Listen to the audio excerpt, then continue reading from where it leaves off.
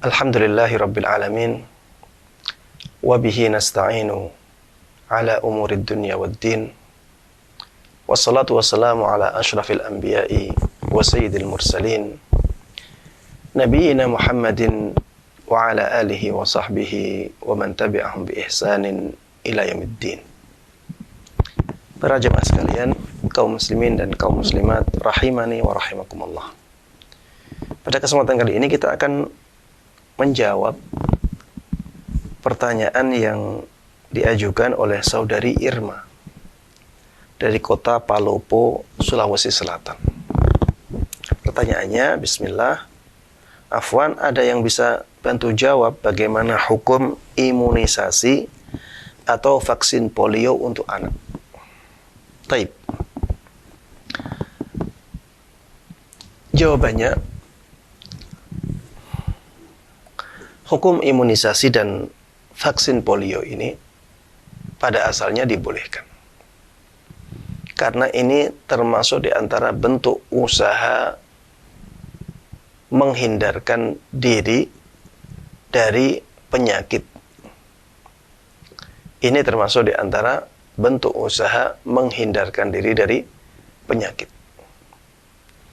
Maka yang seperti ini pada asalnya dibolehkan. Karena ini bukan amalan ibadah, ya. Ini bukan amalan ibadah. Kalau tidak ada dalil yang melarangnya, maka pada asalnya hukumnya dibolehkan. Apalagi sudah terbukti di tempat-tempat yang tidak dilakukan vaksin polio atau imunisasi, banyak tersebar penyakit-penyakit yang ditakutkan itu. Dan sudah terbukti bahwa penyakit polio ini bisa dihindari dengan vaksin polio itu. Dulu sebelum ada vaksin polio, banyak anak kecil yang terkena penyakit polio itu. Setelah ditemukan vaksin polio, maka penyakit itu menjadi sangat berkurang sekali. Dan ini bukti yang tidak bisa terbantahkan. Ya. Sehingga dari sini kita tahu memang vaksin polio ini sangat bermanfaat sekali bagi manusia. Begitu pula imunisasi yang lainnya, ya. Imunisasi yang lainnya ini sebenarnya ya juga dibolehkan karena itu bentuk menghindarkan diri dari penyakit yang ditakutkan menjangkiti manusia.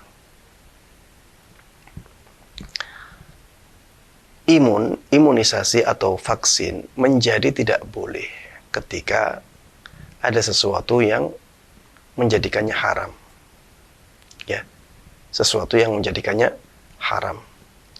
Misalnya, ya, apabila vaksin atau imunisasi tersebut belum terbukti kemanjurannya. Bahkan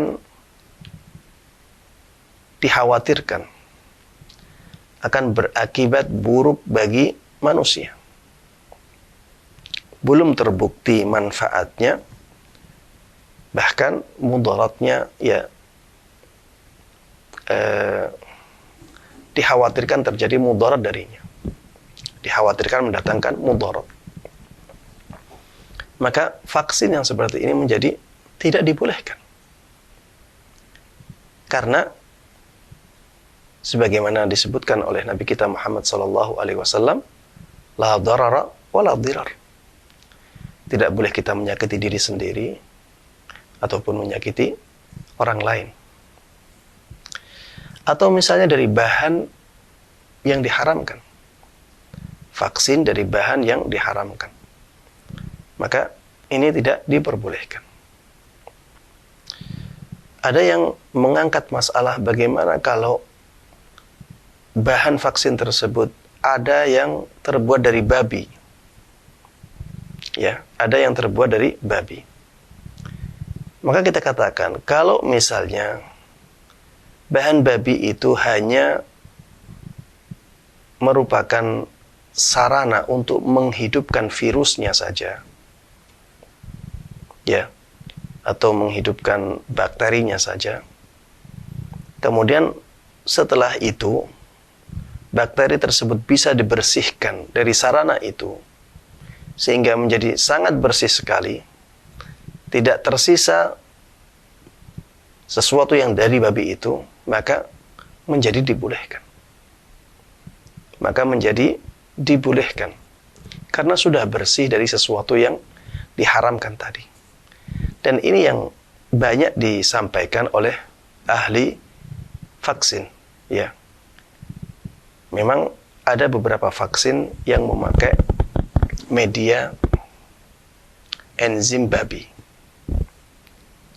Tapi mereka mengatakan media enzim babi tersebut hanya untuk memberikan makanan kepada bakteri atau virusnya. Setelah bakteri dan virusnya bisa berkembang, bakteri dan virus tersebut bisa diambil, bisa disendirikan dan dipisahkan dari enzim babi itu dengan sempurna. Ini yang disebutkan oleh para ahli vaksin dan ahli imunisasi. Bisa dipisahkan dengan sempurna.